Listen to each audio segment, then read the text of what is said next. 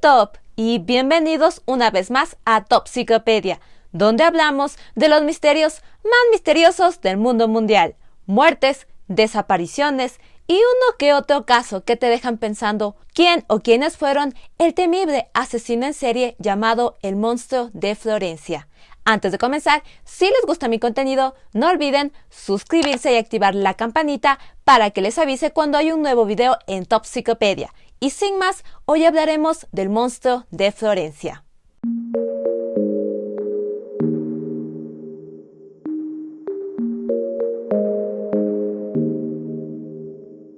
La provincia de Florencia es una de las más habitadas de Italia. Entre finales de los años 60 y mediados de los 80, esta población se vio envuelta en una serie de asesinatos que se convertirían en uno de los grandes misterios que hasta el día de hoy sigue sin resolverse. En la década de los 60 era muy común que en varios países jóvenes que querían pasar un momento de intimidad condujeran con sus autos a lugares apartados. En Florencia esto era algo que pasaba muy a menudo. Y fue precisamente en estos lugares apartados donde los jóvenes iban a consumar su amor, el escenario perfecto para este temible asesino en serie. La historia del monstruo de Florencia se cree empieza en 1968, el 21 de agosto de ese año, en Signa, una localidad de Florencia. Barbara Lossi, de 32 años, había dejado a su esposo enfermo en casa, mientras ella salió con su pequeño hijo de 6 años al cine. Bárbara tenía un amante llamado Antonio Lobianco y se encontró con él para ir al cine. Cuando salieron del cine, el pequeño hijo de Bárbara se quedó dormido en la parte trasera del auto y Bárbara y Antonio aprovecharon el momento para tener un poco de intimidad. Ellos condujeron a un lugar apartado. Y fue en ese preciso instante que el monstruo de Florencia aparentemente atacaría por primera vez. El criminal irrumpió en el auto, les disparó a ambos y murieron al instante. Horas después, aparentemente el hijo de Bárbara, que dormía atrás, se levantó y asustado corrió por ayuda a una granja, pero ya era demasiado tarde. La policía llegó al lugar y encontraron varios casquillos de una pistola Beretta calibre 22 de la marca Winchester. El principal sospechoso de las autoridades fue Stefano Mele, el esposo de Bárbara. Las autoridades elaboraron la teoría de que Stefano había matado a Bárbara y a su amante por venganza. Aquí hay un dato que las fuentes difieren. Aparentemente, el hijo de Bárbara le dijo a la policía que él vio a su padre, Stefano, con otros hombres en la escena del crimen, y él dijo que su padre fue quien lo llevó a la granja. Algunas fuentes dicen que esto no fue exactamente lo que dijo el niño, tal vez fue el resultado de la presión de la policía cuando le interrogó. Por otro lado, el padre del niño, Stefano, fue interrogado y él estuvo muy nervioso. Stefano sí se declaró culpable en algún momento con la policía y él dijo que había botado el arma en algún lugar, pero después se retractó de esta declaración. Y aunque no se encontró el arma Beretta calibre 22 entre sus pertenencias, fue declarado culpable. Estas contradicciones entre si el niño vio a su padre o no, o su padre fue o no el culpable, las retomaremos más adelante cuando hablemos de una teoría. Stefano Mele fue condenado a 14 años de prisión por el asesinato de su esposa y Antonio Lobianco. Este suceso quedó como un asesinato pasional y se cerró la investigación, pero el monstruo de Florencia recién estaba comenzando sus crímenes. 6 años después, la noche del 14 de septiembre de 1974, Pasquale Gentilcore y Stefania Petin, una pareja de enamorados, había conducido hasta el río Sief, en Borgo de San Lorenzo, a pocos kilómetros en Florencia. Habían buscado un lugar para estar lejos de la vista de los curiosos. Lo que iba a ser una noche romántica se convirtió en una noche de terror. El monstruo de Florencia se acercó al auto mientras ellos tenían relaciones. Pasquale recibió 6 disparos y tenía 2 puñaladas, pero Stephanie lo tuvo peor. Ella tenía 4 disparos y más de 100 heridas de arma blanca en su cuerpo. Tenía puñaladas en sus pechos, en la zona del bajo vientre y sus genitales habían sido mutilados. Una vez muerta, había sido sacada del auto, colocada en el suelo con las piernas abiertas y los brazos en forma de cruz. Había sido violada con una rama de vid. La mañana del 15 de septiembre de 1974, un agricultor que pasaba por el lugar encontró la horrible escena y alertó a las autoridades. A pocos metros del lugar se encontró el bolso de Estefanía y sus pertenencias regadas por el lugar. No había huellas dactilares en el vehículo.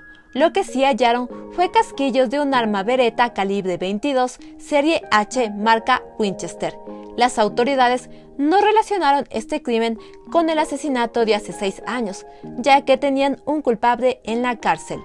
Tras algunas denuncias recibidas, la policía centró la investigación en 3 personas: un supuesto curandero de 50 años, un desequilibrado mental que había confesado los asesinatos, pero que fue descartado por la policía ya que sus confesiones habían sido mentalmente inestables, y un mirón que había sido identificado por algunos supuestos testigos y que al parecer tenía por costumbre espiar a las parejas por esa zona. Después de varias investigaciones, estos sospechosos fueron puestos en libertad. Las autoridades investigaron algunos mirones que habían por el sector, pero no encontraron nada en contra de ellos. Este caso no se pudo resolver y se archivó. A nadie se le pasó por la mente relacionarlo con el asesinato de Bárbara y Antonio de hace años atrás, y 7 años después el monstruo volvería a atacar. El 6 de junio de 1981, Giovanni Foggi y Carmela Di Nuzio, al igual que las otras víctimas, decidieron pasar un rato de intimidad en un lugar apartado, en Vía del Larigo en Scandisi, al suroeste de Florencia. A la mañana del día siguiente, un agente de policía que paseaba con su hijo por la zona encontró la escena del crimen. En el interior del auto, sentado en el asiento de conductor, estaba Giovanni. Había recibido varios disparos en la cabeza y en el pecho. A pocos metros afuera del auto se encontraba el cuerpo de Carmela Di Nuzio. La brutalidad era la misma que en el anterior caso. Tenía disparos por todo su cuerpo y muchas heridas de arma blanca. Sus genitales habían sido mutilados. El asesino había usado un arma de filo que los forenses identificaron como un cuchillo de buceo. No se hallaron huellas dactilares en el coche ni en los objetos de las víctimas, pero sí se encontraron casquillos de un arma Beretta calibre 22 de la marca Winchester. Este crimen fue el primero que oficialmente se enlistó como un delito del monstruo de Florencia, y tan solo unos meses después volvería a atacar. La mañana del 23 de octubre de 1981, en un campo llamado Le Bartolini, cercano a la ciudad de Calenzano, en Florencia, campesinos hallaron un Volkswagen Golf negro. El coche se encontraba abierto y la ventana del pasajero rota. Junto al vehículo estaban los cuerpos de Stefano Baldi y Susana Campi, que habían salido la noche anterior a cenar. Stefano había recibido varios disparos en la cabeza y puñaladas en el pecho. Su novia había sido arrastrada fuera del auto. Definitivamente este criminal se ensañaba con las mujeres. Susana tenía un montón de disparos en la cabeza, en el pecho y puñaladas por todo su cuerpo. Sus genitales también habían sido mutilados. El bolso de Susana fue encontrado en el suelo, con todas sus pertenencias esparcidas por el lugar. También se encontró 10 casquillos de un arma Beretta calibre 22. Los medios de comunicación explotaron. Todos los periódicos escribían sobre un cruel asesino que atacaba a parejas en pleno acto sexual y que mutilaba los genitales de las mujeres. No había duda, un asesino en serie estaba suelto en Florencia y ningún joven estaba a salvo. Sin ser atrapado, el monstruo continuó con sus delitos. El sábado 19 de junio de 1982, Paolo Mainardi y su novia Antonella Migdorini habían conducido hasta un lugar rural cercano a la carretera de Via Nuova, en Montespertoli, al suroeste de Florencia. Ambos estaban a punto de casarse y querían pasar un rato de intimidad. Mientras estaban en pleno acto, el criminal los atacó. Antonella recibió varios disparos en su cabeza, muriendo al instante.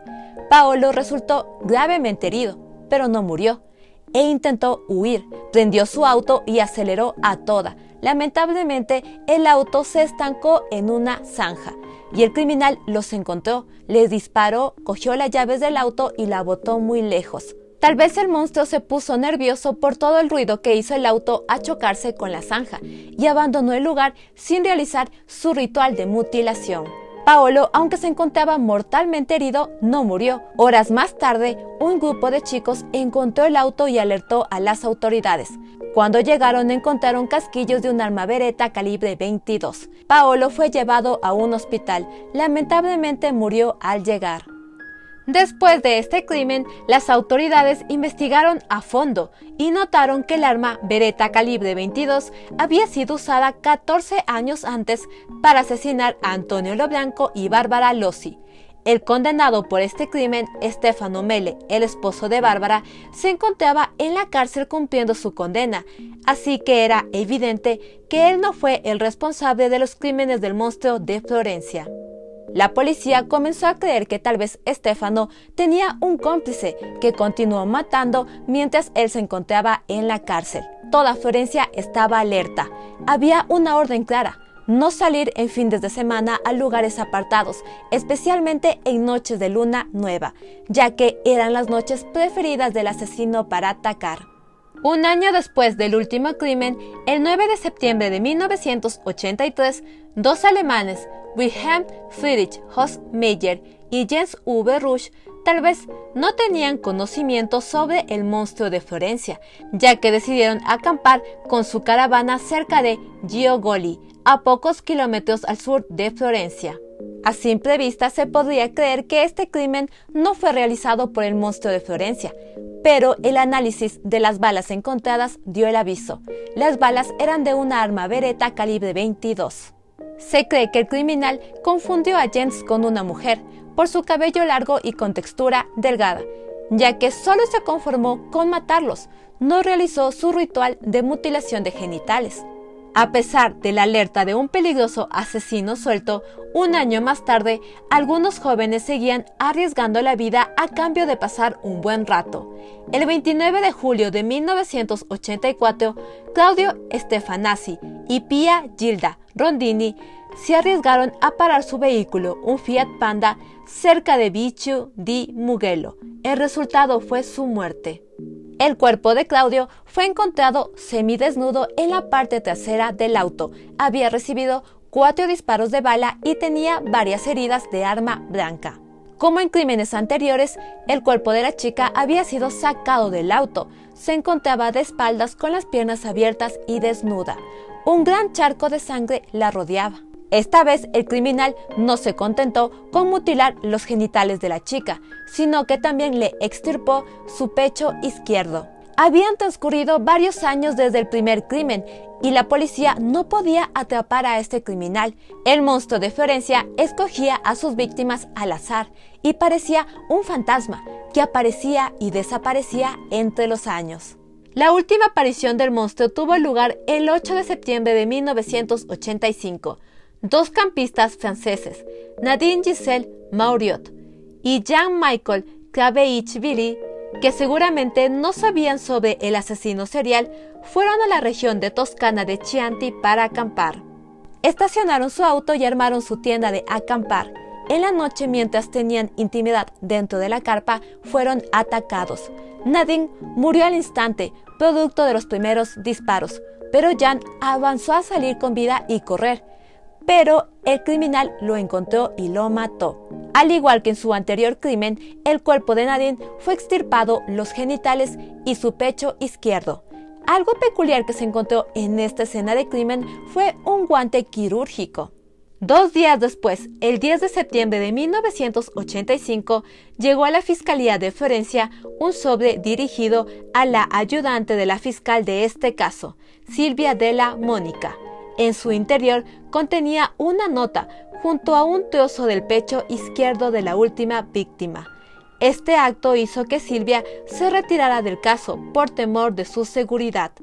Florencia se enfrentaba a un criminal en serie. Las parejas temían por su seguridad y todos se preguntaban, ¿quién era el monstruo de Florencia? Se creó un perfil del criminal. Este debía ser un varón de unos 40 años de edad, probablemente nativo de la zona. de aproximadamente 1,80 m de altura y con algún trastorno sexual. Poseía un amplio conocimiento de la zona donde atacaba, una total firmeza para disparar a sus víctimas, destreza con el uso de armas y conocimientos de anatomía. A lo largo de los años, las autoridades han realizado varias investigaciones para poder encontrar al monstruo de Florencia. Ahora pasemos a las teorías de quién o quiénes pudieron ser este temible criminal. La primera teoría es la denominada la pista sarda. Por el asesinato de Bárbara y Antonio, el primer crimen que hablamos al comienzo del video, estaba encarcelado Stefano Mele, el esposo de Bárbara. Esta teoría dice que Stefano mató a ambos y luego entregó el arma Beretta calibre 22 a un cómplice o a alguien más. Según varias investigaciones, estos cómplices pudieron haber sido los hermanos Salvatore y Francesco Pinzi. Estos hermanos tenían un pasado muy inquietante. Francesco era violento y hábil con las armas. Por otro lado, Salvatore había violado a una mujer. Los hermanos habían sido inquilinos en unos cuartos que arrendaba la familia de Stefano Mele, y Bárbara le había sido infiel a Stefano con los hermanos. De hecho, varias veces Stefano le dijo a la policía que el culpable de asesinar a su esposa y amante era Francesco Pinzi. La teoría cree que estos hermanos de origen sardo se quedaron con el arma y este hecho podía convertirlos en el monstruo de Florencia. Pero hay algunas cosas que contradicen esta teoría, ya que según varias fuentes, Francesco Pinzi se encontraba en prisión por otros delitos cuando el monstruo de Florencia atacó en 1983 y en 1984. Se creyó que tal vez el otro hermano, Salvatore, era el culpable, pero no se encontró nada en su contra. A lo largo de los años, los hermanos han estado en prisión por diferentes delitos. Las autoridades estaban seguras de que ellos eran el monstruo de Florencia. Francesco Pinzi fue acusado públicamente por varios fiscales de ser el criminal. Hasta se llegó a detener a su hijo llamado Antonio por posesión ilegal de armas e intentaron sacarle alguna información, pero no encontraron nada. Retomando lo que dije al comienzo en el primer asesinato sobre las contradicciones del hijo y del padre, el hijo de Bárbara cuando creció fue entrevistado y él dijo que no recordaba nada de aquel día, que tenía lagunas mentales y que estaba seguro que le habían realizado un lavado de cerebro. Así que nunca se pudo comprobar si efectivamente Stefano fue el culpable de estos asesinatos y tampoco había alguna prueba física que lo involucrara o lo pusiera en el lugar. Francesco Pinzi murió en 1993. Fue asesinado junto con un amigo, metidos en un maletero de auto e incendiados. Se cree fue una venganza del bajo mundo. Con el pasar del tiempo se encontró un perfil de ADN en los crímenes del monstruo de Florencia y en el 2019 se hizo una prueba de ADN con descendientes de los hermanos Pinzi, pero no se encontró coincidencias. Otra teoría es la denominada los compañeros de merienda. Según esta teoría, un grupo de granjeros liderados por Pietro Paciani eran el monstruo de Florencia. Se los llamó compañeros de merienda ya que cuando fueron interrogados todos decían que solo eran amigos que compartían una comida en la noche, es decir, la merienda. Pietro Paciani, de 68 años, aficionado a la caza y a la taxidermia, era considerado una persona violenta. En 1951 había sido condenado por el asesinato de un vendedor ambulante al que había descubierto en la cama con su novia. Tras cumplir 13 años en prisión, intentó formar una familia, se casó y tuvo descendencia, pero en 1987 fue detenido de nuevo por maltratar a su esposa y abusar de sus hijas. Desde el primer día, Paciani dijo ser inocente. Junto con sus supuestos cómplices, Mario Vanni, Giancarlo Lotti y Fernando Puzzi, había cometido todos los crímenes. Aunque las pruebas contra Paciani no eran concluyentes, fue declarado culpable de cometer 7 de los asesinatos, condenado a cadena perpetua, pero fue absuelto posteriormente en 1996 por falta de pruebas. En 1997, un tribunal ordenó llevar de nuevo a juicio a Pietro. Al parecer, su cómplice, Giancarlo Lotti, confesó a la policía que él y Paciani habían cometido los asesinatos. En 1997, Mario Vanni y Giancarlo Lotti fueron enjuiciados por su implicación en 5 de los dobles crímenes y declarados culpables. Aunque no se encontró evidencia física que los implicara, fueron sentenciados a 26 años de prisión.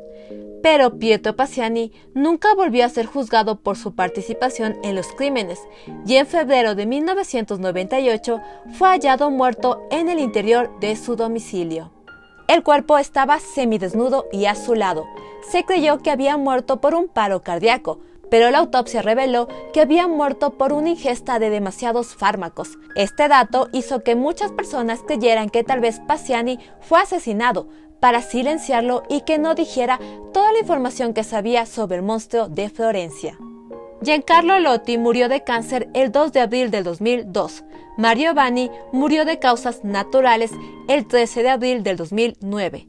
Ambos fueron las únicas personas condenadas por estos crímenes, aunque nunca se pudo comprobar que ellos hubieran estado en las escenas de los crímenes. Muchas personas especulan que cuando las autoridades no podían resolver este crimen, decidieron acusar a granjeros para que la sociedad estuviera tranquila. Oficialmente el caso se cerró con la detención de estos hombres, aunque la opinión pública no estaba de acuerdo. Otra teoría es la que dice que el monstruo era un médico profesional. La policía encontró frente al hospital de Ponte Anicheri una bala igual a las usadas por el asesino. Este detalle, junto al hallazgo de un guante quirúrgico en la última escena del crimen, llevó a los investigadores a pensar que el asesino podía ser algún médico o enfermero del hospital. La policía realizó registros e interrogatorios en el hospital, pero no encontraron nada. Los 3 magistrados que llevaban esta investigación recibieron una carta por correo. En esta había una bala del arma Beretta que había sido usada en los crímenes. En estas cartas también había un dedo de guante quirúrgico y una nota que decía: basta una bala por cabeza.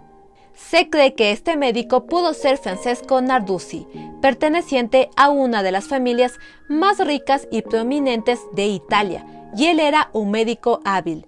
Murió en el lago Trasimeno a la edad de 36 años, el 13 de octubre de 1985, coincidencialmente unas semanas después del último crimen del monstruo de Florencia. Su muerte fue clasificada como un accidente por ahogamiento, aunque sus familiares creían que él se suicidó por una condición médica que había sido diagnosticado.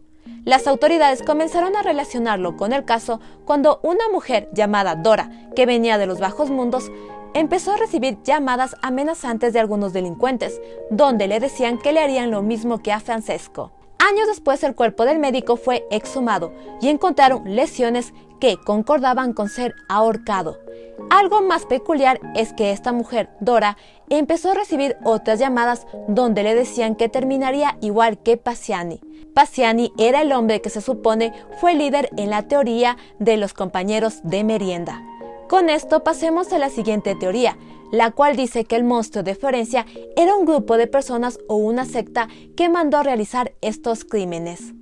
En agosto del 2001, algunos investigadores retomaron el caso y, sin querer dar demasiadas explicaciones, declararon que tenían nuevas pistas que les conducían a pensar que el monstruo de Florencia podía tratarse de un grupo de 10 o 12 personas adineradas, miembros de una secta religiosa, que ordenaba y pagaba los trabajos a terceras personas. Si esta teoría es cierta, puede ser que hasta los hermanos Pinzi, los mencionados en la primera teoría de la pista sarda, hayan tenido alguna relación con este grupo, y de esta forma el arma Beretta calibre 22 terminó en manos de la secta. Hasta aquí voy a llegar con las teorías. Mencioné aquellas que yo creí eran más importantes. La teoría de la pista sarda tiene mucho subcontexto. Varias personas que tenían relación con los hermanos Vinci terminaron muertas, y hay muchas situaciones tipo películas de mafiosos. De hecho, cada teoría ha tenido por lo menos un escrito o su propio libro, así que yo intenté resumirlas lo que más pude. Esta historia llegó a ser conocida a nivel mundial por el libro El monstruo de Florencia, escrito por Douglas Preston y Mario Spezzi, sobre este caso. En el 2008, Tom Cruise compró los derechos del libro para hacer una película, pero el proyecto fracasó y no se sabe si será retomado en el futuro. La investigación del monstruo de Florencia ha sido una de las más largas, complejas y polémicas de la historia de Italia, que a la fecha de hoy sigue sin resolverse. Y eso fue todo sobre el monstruo de Florencia. Este criminal ha sido considerado el Jack el Destripador de Italia. Este caso tuvo un impacto muy fuerte en la tranquila sociedad de Italia de aquella época y abrió un debate sobre mejorar la comunicación e educación sexual con los jóvenes para que ellos encontraran un lugar cómodo y seguro para tener intimidad. Mientras leía las teorías, cada una de ellas me convencía a su manera, pero lamentablemente ninguna de estas ha podido resolver este misterio. Díganme ustedes, ¿habían escuchado este caso? ¿Cuál teoría apoyan? ¿O tienen otra teoría que yo no mencioné? Déjenmela en los comentarios. Yo me pregunto, ¿qué se debe hacer cuando un misterio de esta magnitud no se puede resolver? Muchas gracias por ver mis videos, en serio, muchas gracias. Como siempre, quiero agradecer a todas las personas de Latinoamérica y de España que ven mis videos. Este es el penúltimo video de este año, así que quiero mandarles un fuerte abrazo a aquellos que miran mis videos hasta el final. Si les gusta mi contenido, no olviden darle like, comentar, suscribirse y compartir con todos sus amigos, eso me ayudaría mucho. Pueden suscribirse en este momento aquí, donde está saliendo mi cara. Soy Top y nos vemos en un siguiente video en Topsicopedia. Bye. Bye, bye, bye. Pudieron ser el monstruo de Venecia. ¡Monstruo de Florencia! ¡Florencia! ¡Florencia! ¿Por qué digo Venecia? ¡Florencia!